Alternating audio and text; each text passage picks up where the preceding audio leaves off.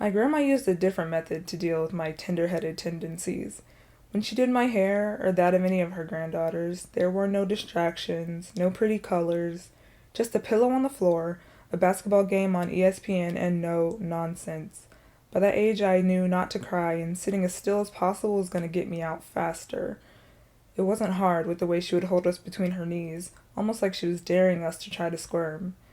Though I'd learned to bear the pain by this point, I still figured I could gauge how much torture there was left to endure by sneakily scratching my head and feeling how much hair hadn't been styled yet. That only worked a few times, and eventually her comb met my wandering fingers with a whack on the knuckles. With arthritic hands and dinner on the stove, my grandma didn't have time for anything getting in the way of her work. Many of my Thursday evenings were spent cringing through third quarters while my grandma yelled at Manu Ginobili through the TV screen. On special occasions like school picture day or Easter, Verdi worked hair wonders at the stove. She would replace a pot of greens that sat on the burner with the same hot comb she'd used to tame kinks and curls for decades. My mother had 6 kids. 4 of us were girls.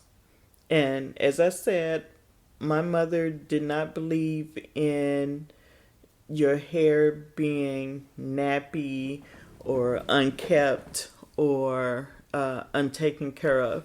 Saturday night was hair day so that you would get your hair done and be ready for church on Sunday.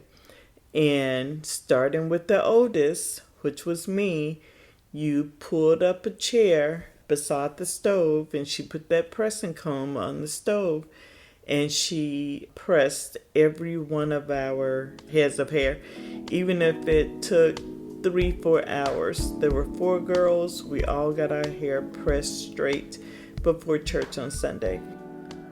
We'll be back after a word from our sponsors.